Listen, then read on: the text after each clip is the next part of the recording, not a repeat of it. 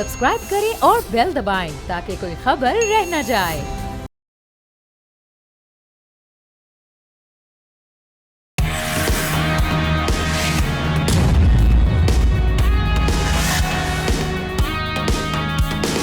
अस्सलामुअलैकुम, आप देख रहे हैं न्यूज़ पंच। मैं हूं आमना खटाना। आगाज़ में बात करेंगे हुकूमत पाकिस्तान ने मुआशी खुद किफ़ालत दरपेश चैलेंजेस पर काबू पाने, गुर्बत और महंगाई में कमी के लिए बड़ी सनतों पर 10% सुपर टैक्स आयद किया था, लेकिन इसने सनतों को दबाव का शिकार कर दिया। अब एप्टमा ने FBR से मुतालबा किया है कि सुपर टैक्स को ज़ेरे इल्तवा रिफंड से एडजस्ट किया जाए। चेयरमैन एप्टमा के मुताबिक बरामदी ऑर्डर्स में कमी से सनत शदीद माली बहरान का शिकार है। सैकड़ों अरब रुपए का सुपर टैक्स एक साथ तलब किया गया तो वर्किंग कैपिटल ख़त्म हो जाएगी। तनख्वाहें, यूटिलिटी बिल्स और अखराजात की अदायगी भी मुश्किल हो सकती है। सो इसका क्या इम्पैक्ट आएगा, किस तरीके से मामला तय होंगे, और अगर FBR नहीं सुनता या इस मामले को रिजॉल्व नहीं करता तो क्या लाया अमल होगा, इसी पर बात करने के लिए एहतशामुल हक साहब सीनियर एनालिस्ट हमारे साथ मौजूद हैं। उनके साथ साथ chairman एप्टमा all Pakistan textile mills association Kamran Arshad साहब ने भी अभी ज्वाइन किए। Thank you so much Kamran साहब। मैं आपसे आगाज़ करती हूँ। FBR से जो आपने सुपर टैक्स को लॉन्ग पेंडिंग रिफंड से एडजस्ट करने का कहा है, बेसिकली इस एडजस्टमेंट से होगा क्या, ये ज़रा समझाइएगा। दूसरा, क्या लीगली और एडमिनिस्ट्रेटिवली आप समझते हैं कि ये पॉसिबल है FBR के लिए? जी, बिस्मिल्लाहिर्रहमानिर्रहीम।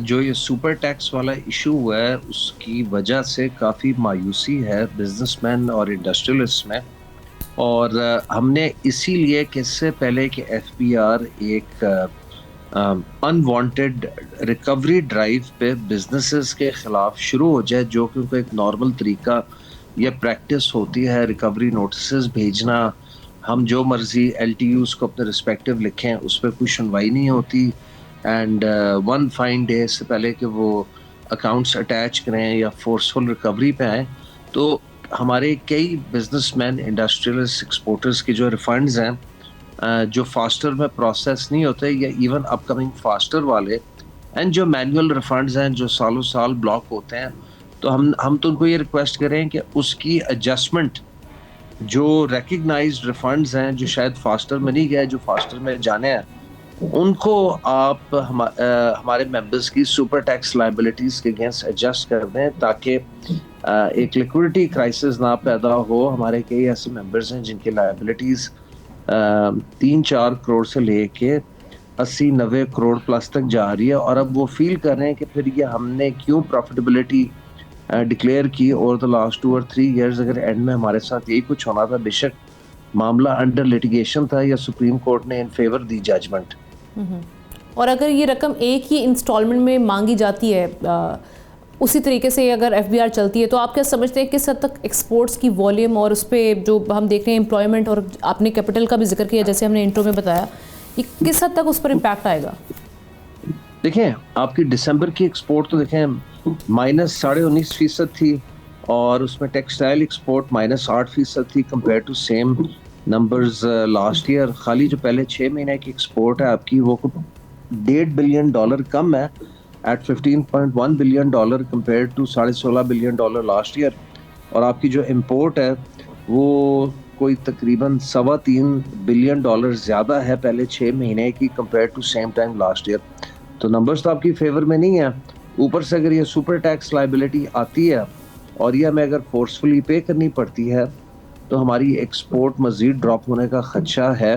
एंड इसमें जो आपके मीडियम लार्ज साइज एंटरप्रेन्योर्स हैं, बिजनेसमैन हैं, वो बहुत बुरा फंसेंगे। इसलिए हमने एक तो एडजस्टमेंट अगेंस्ट पेंडिंग रिफंड्स, चाहे वो फास्टर वाले हैं चाहे मैनुअल वाले हैं, वो ऑप्शन FBR को दी है। दूसरा हमारी इस्तदा है कि इसकी इंस्टॉलमेंट्स की जाए, ताकि लिक्विडिटी क्राइसिस ना हो। कोई बैंक आपको पैसे नहीं देगा या क्रेडिट नहीं देगा एक गवर्नमेंट लायबिलिटी पे ऑफ करने के लिए।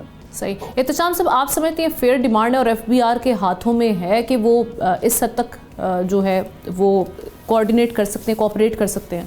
पर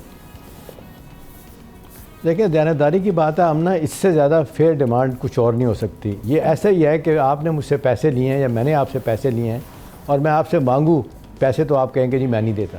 अब ये क्या है? अब देखें, सेल्स टैक्स रिफ़ंड क्या चीज़ है? ये वो एडवांस टैक्स है जो कारोबार करने वाले जो लोग हैं उन्हें प्रॉफिट होता है, नुकसान होता है, नहीं है, वो एक देखते हैं सिर्फ कि जी इस इंडस्ट्री का हुजम कितना है एक मिल का, उस हिसाब से वो कहते हैं जी पिछले साल आपने इतना टैक्स दिया था तो आप अगले साल के लिए हमें इतना टैक्स एडवांस में दे दें। चलें, ये तो एक बहुत बड़ी फेवर जो है ना टेक्सटाइल जो है ना ओनर कर रहे होते हैं, मिल ओनर कर रहे होते हैं। अब सुपर टैक्स आपने लगा दिया और मुझे तो माज़रत के साथ बड़ा दुख है इस बात का कि आनी अदालत ने पिछले हफ्ते जो है ना जिस तरीके से वो हाई कोर्ट के फैसले बाकी फ़ैसलों को उड़ा कर रख दिया कि नहीं ये जारी रहेगी। भाई सवाल तो पूछा जाता है, जनरल सवाल पूछा जाता है कि 2015 में आमना ये जो दहशत गर्दी के साथ जो KP के ज़िला मुतासिर हुए थे उनकी बहाली के लिए लगाया गया था ये टैक्स आपने जी, ठीक है, आपने लगाया 30%, आपने 30 करोड़ जो लोग मुनाफा कमाते थे उनके ऊपर आपने टैक्स लगा दिया। अच्छा, उसके बाद फिर क्या हुआ, फिर बजाय इसके कि ख़त्म करने के उन्होंने कहा कि नहीं थोड़ा सा कम कर देते हैं, इवन कम नहीं कर देते उस लिहाज से जो 15 करोड़ कमा रहे थे उन पे भी ये टैक्स लगा दिया आप 3 से 4%, कुछ लोग कहते हैं इसको बढ़ा दिया गया, बजाय ख़त्म करने के 2015 से अब भी चल रहा है, नहीं ख़त्म किया। मान लिया FBR की मुश्किलात हैं, सब कुछ है, लेकिन क्या ये फेयर डिमांड नहीं है? मतलब लिक्विडिटी कराई तो उनको है, कैश फ्लो का मसला तो बिल्कुल डेफिनेटली है। एक्सपोर्टर के पास अगर पैसा नहीं होगा वो क्या करेंगे, तनख्वाहें उन्होंने लोगों को देनी है, फिर बिजली पानी गैस के बिल इतने लाखों में आ रहे होते हैं, फिर इस लिहाज से तो देखा जाए तो मेरा ख्याल है इससे फेयर डिमांड नहीं होगी।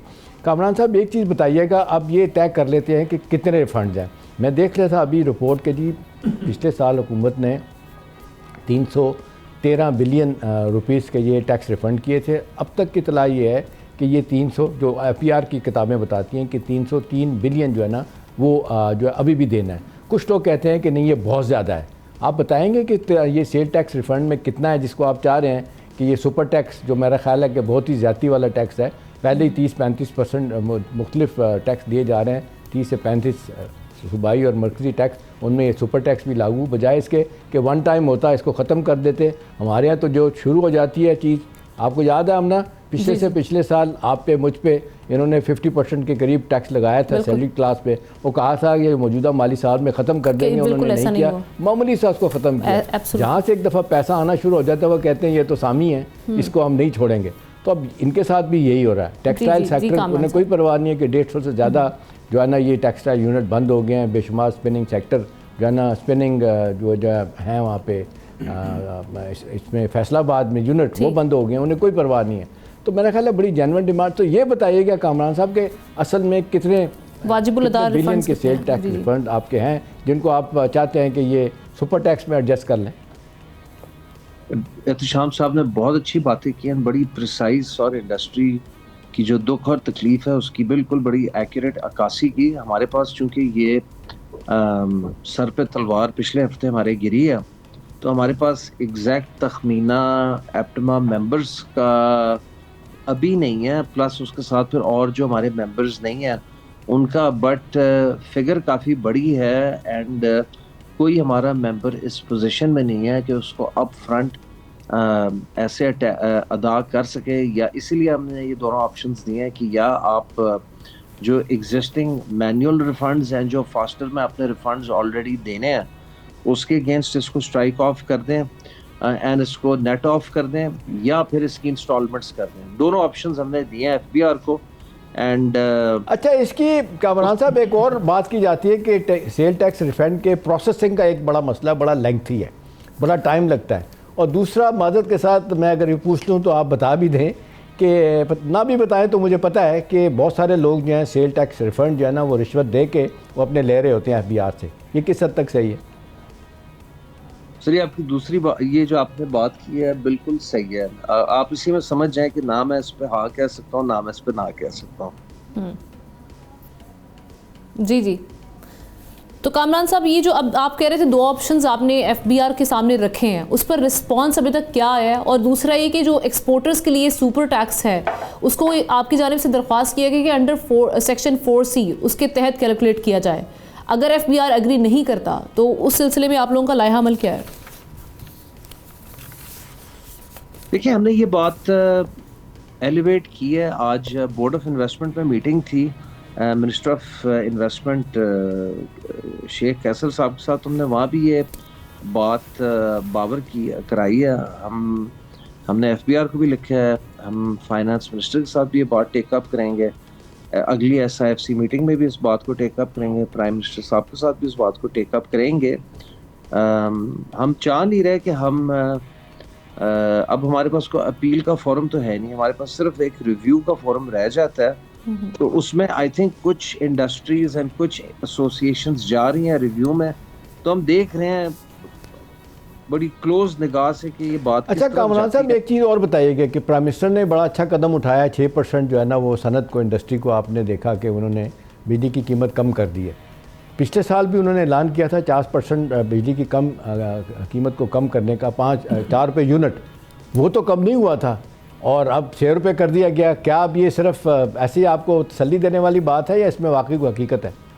नहीं, 4 रुपये 4 पैसे प्राइम मिनिस्टर साहब ने कम किया फ्राइडे को एक्सपोर्टर ट्रॉफी डिस्ट्रीब्यूशन के मौके पे। 4 रुपये 4 पैसे उन्होंने B1, B2, B3, B4 tariff कम किया है। फिर उसके साथ साथ उन्होंने 3% एक्सपोर्ट रीफाइनेंस एक्सपोर्टर्स के लिए वो कम किया।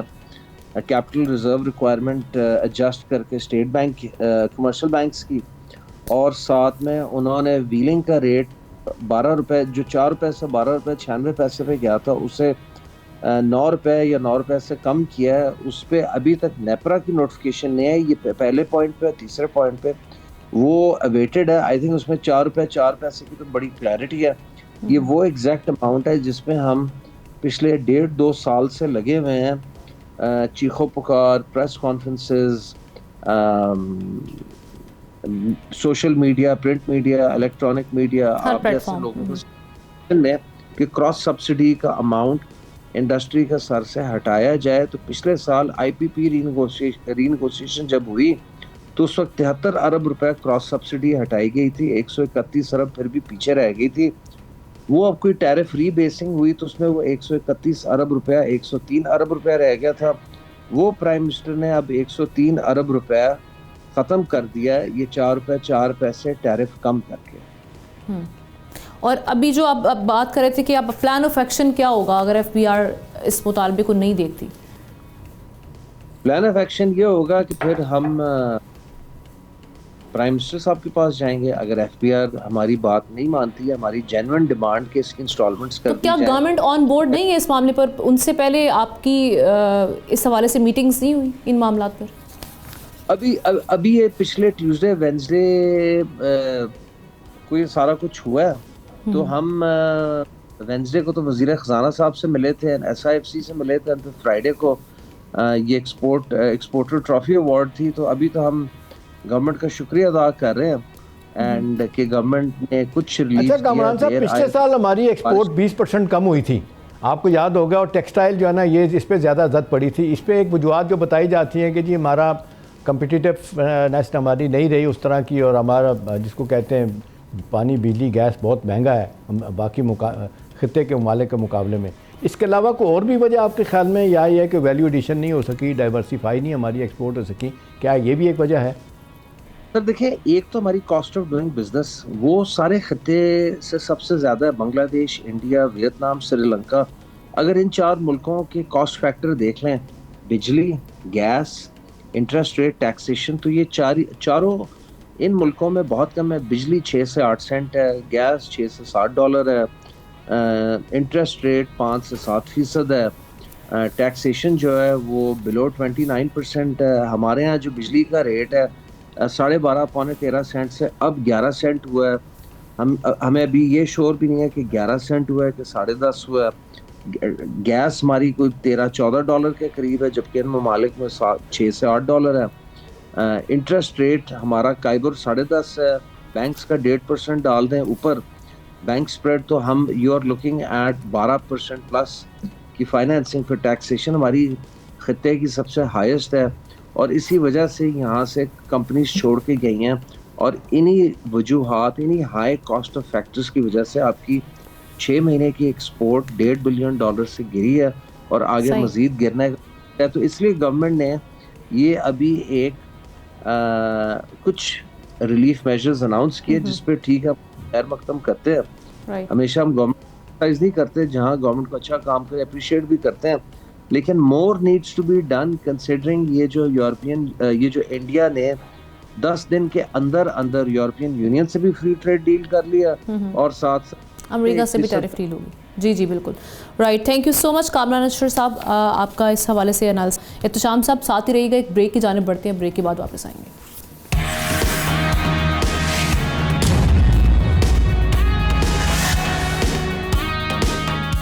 Welcome back. बात करेंगे इंडिया अमेरिका टैरिफ डील के हवाले से, जिसके मुताबिक अमेरिका ने भारतीय मसनूआत पर जो टैरिफ कम करने का ऐलान कर दिया है। और इस सिलसिले में हम देख रहे हैं कि ट्रुथ सोशल पर एक पोस्ट में सदर ट्रंप ने कहा है कि इंडिया अमरीकी मसनूआत पर तजारती रुकावटों को कम करके सिफर करेगा और रूसी तेल खरीदना बंद कर देगा। अमेरिका ने दिल्ली पर रूसी तेल खरीदने पर इजाफी 25% टैरिफ आयद किया था, जिसे ख़त्म कर दिया जाएगा। ये डेवलपमेंट इंडिया और यूरोपीय यूनियन के दरमियान जो हम देख रहे हैं ट्रेड एग्रीमेंट हुआ है, उसके चंद रोज़ बाद सामने आई है, जिसके तहत 2 दिहाइयों तक जारी रहने वाले मुज़ाकरात के बाद तारीखी ज़ीरो टैरिफ का ऐलान किया गया था। मोदी ने एक्स पर लिखा है कि उन्हें अमेरिका के साथ मुआहदे पर खुशी हुई है। दूसरी जानिब मोदी को तनकीद का सामना करना पड़ा है वहाँ पर अपोजिशन की जानिब से। कांग्रेस ने इस ऐलान के बाद कहा है कि ऑपरेशन सिंदूर और रशिया से तेल खरीदारी रोकने का ऐलान वाशिंगटन से हो रहा है। मोदी पर सदर ट्रंप का दबाव साफ दिखाई दे रहा है। एक्सपर्ट्स ये कह रहे हैं कि रशियन ऑयल की मुकम्मल जगह लेना फौरी तौर पर मुमकिन नहीं है, क्योंकि भारत इस वक्त रशिया से जितना तेल खरीदता है वेनेजुएला उतना तेल पैदा ही नहीं करता। अब का मतलब क्या है, और क्या वाकई ही इंडिया जो है वो अब रशियन ऑयल ख़रीदना बंद कर देगा, क्योंकि उस जानिब से अभी तक वैसी क्लैरिटी सामने नहीं आई। इत्तेशाम साहब से ख़बर और तज्जिया दोनों लेते हैं। इत्तेशाम साहब, सबसे पहले तो हम अगर टैरिफ की बात करें तो जब ये वाली जंग हुई पाकिस्तान और इंडिया की मई में 2025 में, तो उसके बाद हमने देखा कि इंडिया पर दबाव भी आया अमेरिका की जानिब से, और फिर टैरिफ का दबाव अलग से आया। पाकिस्तान हम देख रहे थे खित्ते में सबसे कम उस पर टैरिफ आया 19%, लेकिन अब इंडिया पर 18%, यानी पाकिस्तान से भी कम टैरिफ है। सो एक तो पाकिस्तान पर इसका क्या इम्पैक्ट आएगा पाकिस्तानी मसनूआत पर, दूसरा ये कि जो हम देख रहे हैं ये इस डील के हवाले से किस हद तक मोदी हुकूमत को कॉम्प्रोमाइज़ करना पड़ा है। देखिए, हम ना पहले पाकिस्तान की बात कर लेते हैं कि इस पर हमें कितना फ़र्क पड़ेगा। जाहिर सी बात है, अगर हमारा 19% टैरिफ है तो उनको 18% दिया गया। एकदम आपने देखा 100%, 50% तो यूक्रेन से तेल लेने के लिए गुस्से में किया उन्होंने, फिर 50% वैसे किया था। तो उस लिहाज से देखा जाए तो ये सियासी तौर पे तो बहुत बड़ा फ़ायदा हुआ, अदरवाइज़ भी फ़ायदा हुआ है। मैं डिटेल बताऊँगा आपको। वैसे तो इसको कहा जाता है कुछ प्रो को है, ये ऐसा भी नहीं है। देखें, एक तरफ हिंदुस्तान में लोग खुश भी हैं, दूसरी तरफ क्रिटिसिज्म भी बेताशा उनके ऊपर हो रहा है। अब देखें ना, 1.2 मिलियन बैरल अ डे तेल रूस से ख़रीद रहा था हिंदुस्तान आमना। उसके बाद आप देखते हैं अब्रप्टली जनवरी में उन्होंने ख़त्म किया, इतना शदीद दबाव आया। ये तकरीबन तो अब कहा जा रहा है कि 30 से 35% जो है ना उनकी ऑयल एक्सपोर्ट जो है ना रशिया की कम होगी, और रशिया पे बहुत शदीद दबाव है। 170, आज न्यूयॉर्क टाइम की स्टोरी कहती है 170 बिलियन डॉलर सालाना यूक्रेन की जंग पे रशिया खर्च कर रहा है। तो रशिया को खासे मसाइल का सामना, उनका रूबल जो है अगर से तकड़ा भी है डॉलर के मुकाबले में, लेकिन महंगाई और मसाइल वहाँ पे बहुत हो गए। अब हिंदुस्तान के कॉन्टेक्स्ट में तो हमने ये कुछ प्रो को हुआ, मैं आपको बताऊँ बड़ा वाज़ेह तौर पे। अमेरिकन ने भी कोई छोटा काम नहीं किया। जिस तरह उनको कहा है कि जी आप वेनेजुएला से तेल ख़रीदेंगे, अमेरिका से ख़रीदेंगे, सारी अमेरिकन कंपनी मेन वहाँ चलेगी वेनेजुएला में, सारा तेल का कारोबार अमेरिका के हाथ में आ गया है। तो ज़ाहिर है ये जो तेल वहाँ से ख़रीदते थे उनकी इस लिहाज से बड़ी कमाई अमेरिका को हो जाएगी। ओवरऑल कॉन्टेक्स्ट में देखें तो ये भी हुआ है कि अमेरिका ने उनसे ये अंडरटेकिंग लिया है कि जी आप सालाना 500 बिलियन डॉलर की जो है ना वो अपना जो है ना हमें चीज़ें आप हमसे लेंगे आप। तो ये बहुत बड़ी एक डेवलपमेंट है कि हिंदुस्तान को 500 बिलियन डॉलर जो है ना वो अमेरिका को देना होगा किसी ना किसी शक्ल में, उनके पास जो चीज़ें लेते हैं देते हैं। तो उस लिहाज से तो ये बड़ी डेवलपमेंट है। लेकिन साथ ही आप देख लें मोदी के लिए जो थोड़ा सा एक अच्छा पहलू निकला है इसमें, वो ये निकला है सियासी तौर पर आमना इसका बड़ा फ़ायदा हुआ है उन्हें। लेकिन जितना शदीद दबाव अमेरिका का था और उठते बैठते ट्रंप जो है ना मोदी की वो क्लास लिया करते थे, अब वो दो चीज़ें हुई हैं। एक तो यह कि जिस तरीके से बहुत ज़्यादा दबाव मोदी सरकार पे आया, उसकी हुकूमत का आया, तो वो चाइना चले गए। कितने अरसे के बाद मोदी वहाँ पे गए, कुछ सुलह सफाई की बातें की, तो वो पोस्चरिंग थी। अमेरिका को भी एक मैसेज देना था कि जी ठीक है, हमने सारे अंडे जो है ना वो एक ही टोकरी में नहीं रखे हुए। फिर आपने देखा लैंडमार्क जो भी आपका जिक्र भी किया आपने, जो यूरोपियन यूनियन के साथ उनका ये माहदा हुआ, 120 बिलियन डॉलर से 150 बिलियन डॉलर की उनकी ट्रेड हो जाएगी। और जाहिर सी बात है टैरिफ के माफ फ्री ट्रेड एग्रीमेंट है हमारे साथ, तो ठीक है जो उन्होंने प्रोवेंशियल ट्रीटमेंट हमें दिया हुआ है। हमारी 4 से 5 बिलियन डॉलर ड्यूटी फ्री हमारी जो है ना वहाँ पे एक्सपोर्ट्स होती है, हमारी चीज़ें जाती हैं। लेकिन हिंदुस्तान बड़ा मुल्क है, ज़ाहिर है उनकी सनत भी बड़ी है, बहुत सारे उनके हवालों से हमसे तो बहुत आगे भी हैं, और वैसे भी आप देखते हैं मुल्क देखते हैं और जिस तरह तरक्की हुई है तो उनको इसका फ़ायदा भी हुआ। लेकिन अमेरिका के साथ अब सियासी तौर पे ताल्लुकात नॉर्मलाइज़ करने का मतलब ये है कि हिंदुस्तानी ये कहेंगे जी देखें वही जो हमारा लव हेट रिलेशनशिप था अमेरिका के साथ ख़त्म हो गया, लव वाला रह गया सिर्फ। लेकिन पाकिस्तान के कॉन्टेक्स्ट में कहा जाता है कि हिंदुस्तान में लोग कहते हैं कि प्रेसिडेंट ट्रंप जिस तरीके से पाकिस्तान की बात सुनते हैं, फील्ड मार्शल की सुनते हैं, प्राइम मिनिस्टर की सुनते हैं, तो वो भले इसमें कोई शक नहीं आमना कि उनके भी अपने मफादात हैं। लेकिन इस रीजन में जिस तरीके से हिंदुस्तान को खड़ा किया जा रहा था ना चाइना के मुकाबले में, ये ट्रंप ने आके इस्टेब्लिशमेंट की पॉलिसी को तोड़ दिया है। अभी आप देखते हैं ट्रंप जो है ना, उन्हें कोई तकलीफ नहीं है कि वो चाइना के खिलाफ उन्होंने उनको खड़ा करना है। चाइना के साथ वो कहते हैं हमारी सादी लड़ाई रहेगी, वैसे वो कहते हैं अदरवाइज ऐसा कोई इशू नहीं। इससे रशिया का क्या रिस्पॉन्स होगा? ये ऑल ऑफ अ सडन ख़त्म कर सकते हैं बिल्कुल जो कॉन्ट्रैक्ट्स हैं, और फिर उसके हवाले से रशिया की जो नाराज़गी आएगी वो इंडिया इस वक्त मोल ले सकता है? देखिए यही बहस उनकी पार्लियामेंट में आमना हो रही है, क्योंकि रूस के साथ वो कहते हैं जी हमारी बरसों की दोस्ती है। वैसे तो वो कहते हैं हमने बैलेंस किया अमेरिका और रूस के साथ ताल्लुकात को, लेकिन रशिया के साथ तो आपने देखे कोल्ड वॉर से पीरियड से भी पहले देख लें उनके ताल्लुकात बहुत अच्छे रहे हैं। उस लिहाज से तो ज़ाहिर है नाराज़गी तो होगी, लेकिन मेरा ख्याल है पुतिन को ये बात समझ आ गई होगी डेफिनेटली कि भाई हिंदुस्तान की मजबूरियाँ हैं। ज़ाहिर अमेरिका जिस तरह डिक्टेट करवा रहा है, और जिस देखें चाइना के मुकाबले में जो प्रेसिडेंट ट्रंप अपने अहदाफ हासिल करना चाहते थे वो नहीं कर पाए। उन्होंने अब वहाँ पे भी टैरिफ कम किया, आपने 25% पे आ गए। उसकी वजह यह है कि रेयर अर्थ मेटल जो है ना वो 70% से ज़्यादा अब चाइना के पास है, उनकी मोनोपली है, और सारी चीज़ें डिफेंस इंडस्ट्री, कार, टेक्नोलॉजी सब में इनके पास इस्तेमाल होती हैं। और चाइना के अमेरिका के पास कुछ नहीं, ताइवान के पास था, उनके सोर्सेज ख़त्म हो गए हैं, ड्राई हो गए, लिहाजा चीन की मोनोपली है, चाइना ने अपनी बातें मनवाई, वहाँ से मामला ठीक ही हुए। तो इधर आके जब अमेरिका को मैसेज मिला कि जी तब ताल्लुकात चाइना के साथ भी ठीक हो रहे हैं, यूरोपियन यूनियन के साथ होती हैं, फिर बीच का रास्ता ढूंढा गया। ये लहदा बात है कि अभी जो अमेरिका चाह रहा है कि ज़ीरो रेटेड उनकी अपना इम्पोर्ट्स हों उनके मुल्क में, रशिया की अपना अमेरिका की, उस पर मोदी ने अभी कोई जिसको कहते हैं कि हाँ या ना नहीं की, जिस पे वो कहते हैं कि अभी भी प्रेसिडेंट ट्रंप उनके पीछे पड़े रहेंगे कि भाई हम हमारा जो सामान आ रहा है आपके पास उसको ज़ीरो रेटेड करें, तो अभी तो नहीं किया उन्होंने। लेकिन बुनियादी तौर पे देखा जाए हमने तो उस लिहाज से तो ये फ़ायदा तो हुआ है। जहाँ उनको बहुत ज़्यादा नुकसान था फ़ायदा हो रहा था। देखें ना 50% से ज़्यादा कम प्राइसेस पे तेल मिलता था और बड़ी जल्दी मिलता था, करीब है। अब वहाँ से वेनेजुएला से आएगा तो ये करीब था, रशिया आधा यूरोप में और आधा एशिया में है, तो इतनी मुश्किलात नहीं थे। तो मेरा ख्याल है ये अब दिखाने के लिए तो बहुत कुछ है, लेकिन फॉर द टाइम बिंग इसको माइलेज लेने की कोशिश करेंगे। लेकिन उनका सोशल मीडिया, बाकी इवन एक्टर्स जो है ना वो भी बड़े सराह रहे हैं। मैं देख रहा था इनको कि जी बड़ी अच्छी डील होगी है, अमेरिका के साथ हमारे ताल्लुकात पहले की तरह होने चाहिए।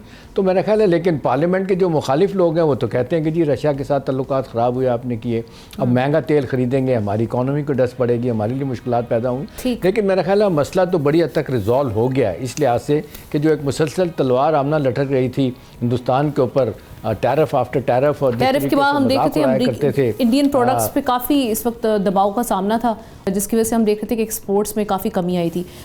Thank you so much Ehtesham साहब, आपने इस हवाले से बड़ा अच्छा तज़िया पेश किया। एक ब्रेक की जानिब बढ़ते हैं, ब्रेक के बाद वापस आएंगे।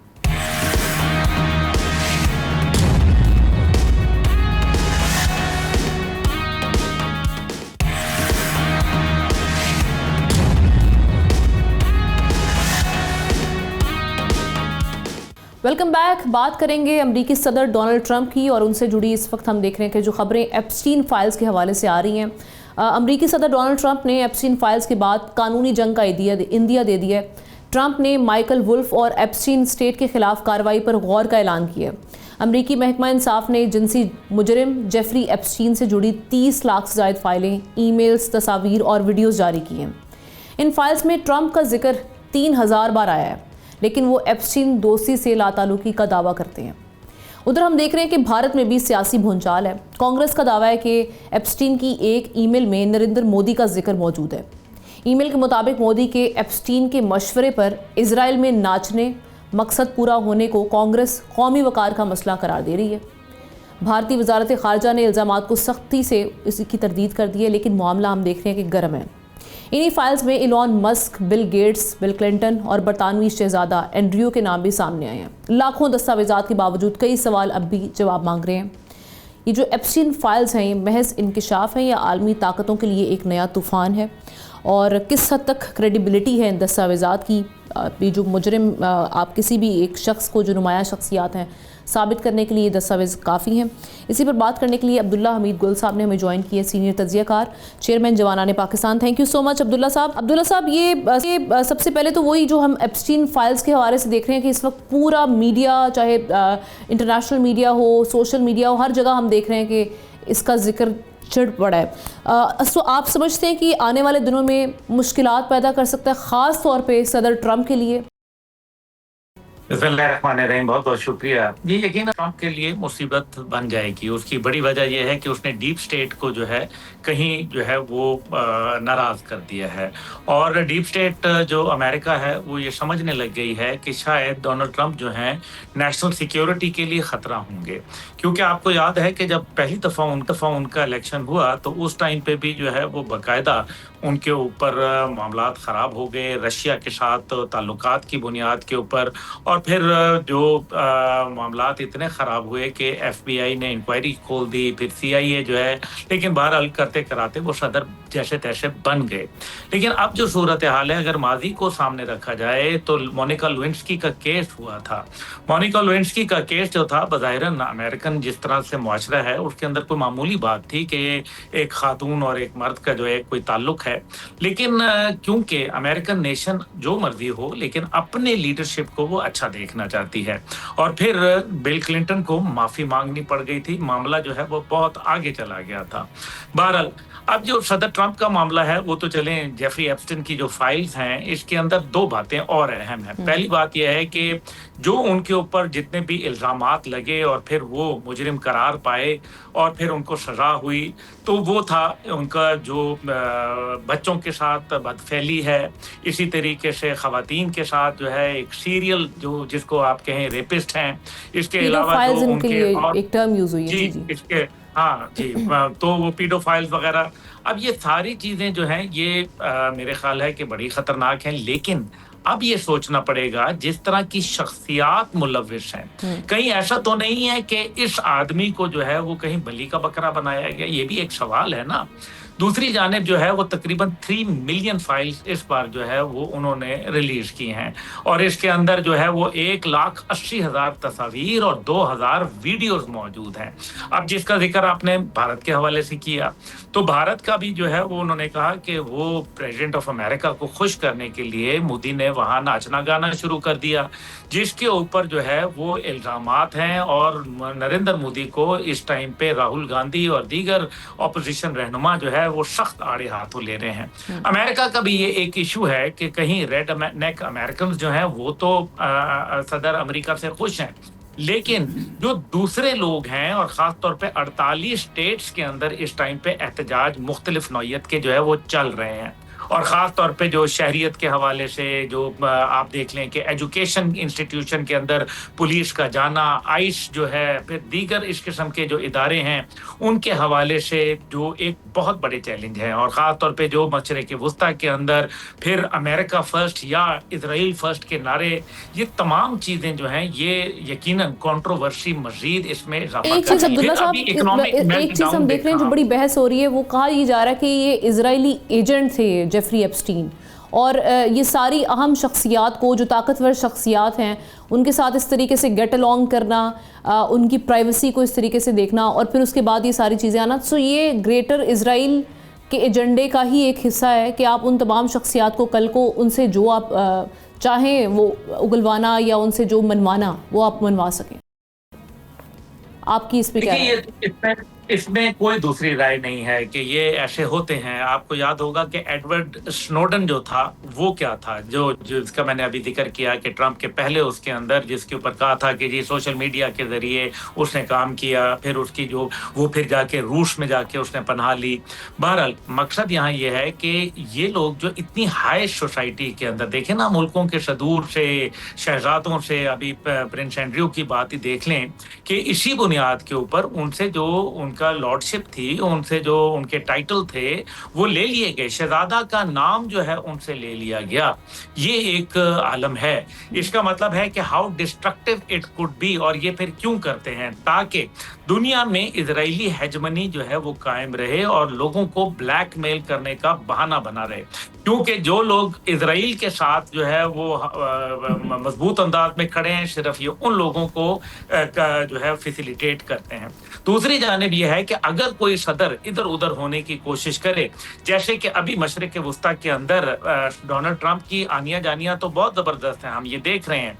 क्योंकि डोनाल्ड ट्रंप जो है इस टाइम पे उन्होंने बहरी बेड़ा भी भेजा है, बातें भी कर रहे हैं, रोजाना धमकियां भी लगा रहे हैं, लेकिन इन सब के बावजूद नजर ये आता है कि अमली तौर पर जो कि इजराइल चाहता है कि जल्द से जल्द जो है ईरान का जो मामला है वो ठप दिया जाए, वो अभी तक नजर नहीं आ रहा। इसलिए इजराइल जो है वो इस तरह की चीजें, एक ऐसे पैराए में लीक होना इन चीजों का, जब दुनिया पहले ही एक टर्मोइल से गुजर रही है और अमेरिकन प्रेसिडेंट को मुतअद्दिद चैलेंजेस हैं।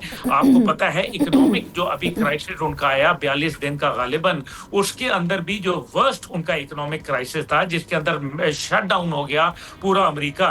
तो ये डोनाल्ड ट्रंप जो है मुस्तकिल इनकी कश्ती जो है वो बुरी तरीके से हचकोले खा रही है सियासी मैदान में बिलखसूस, जबकि मिड टर्म इलेक्शन जो है वो अब सर पे खड़े हैं और 1 साल से ज्यादा उनकी हुकूमत को हो गया है। लेकिन लगता यह है कि डोनाल्ड ट्रंप जो है, मुझे इनका कोई मुस्तकबिल ज्यादा अच्छा नहीं लग रहा। बिलखसूस अगर ये एप्स्टीन फाइल्स के हवाले से बात की जाए, American nation is not going to be satisfied very easily. Obviously उनकी जो मोरालिटी पे सवालात उठ रहे हैं, उनकी साख पे सवालात उठ रहे हैं, और जब वो पीस बोर्ड का हिस्सा बनते हैं उस गजा के हवाले से, उनका मुस्तकबिल तय करने के हवाले से, या जहाँ पर जेनोसाइड हुई, तो जो मामलात उनको पीडो फाइल कहा जा रहा है कि वो एक ऐसी शख्सियत जिन्होंने उस उम्र की जो बच्चियां हैं उनके साथ जो मामलात आए हैं, अगर ये प्रूव हो जाते हैं तो फिर वो कहाँ पर उनकी स्टैंडिंग हमें दिखाई देगी। Thank you so much Abdullah Hamid गुल साहब इस पर बात करने के लिए।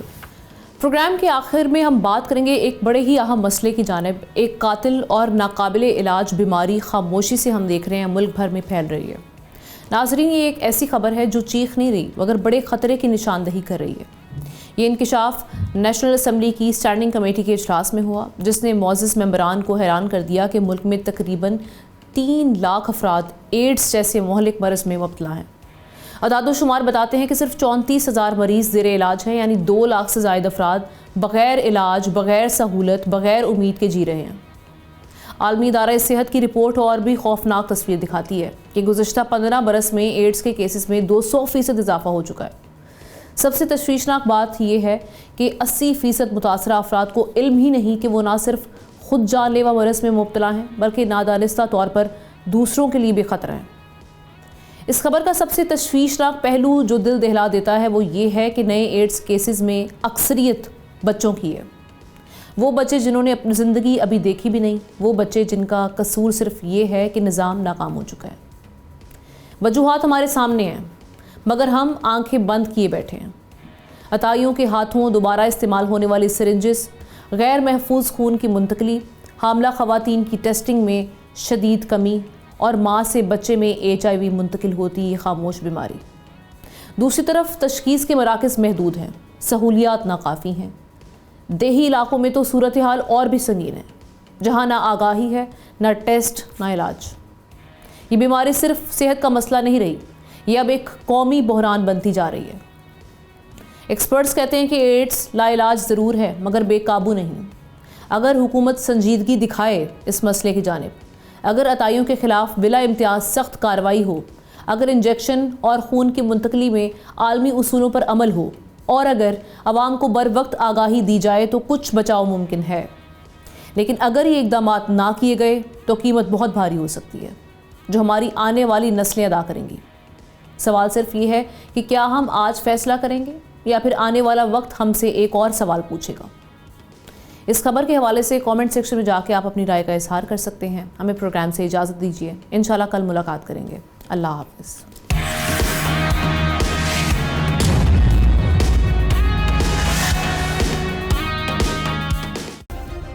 सब्सक्राइब करें और बेल दबाएं ताकि कोई खबर रह न जाए।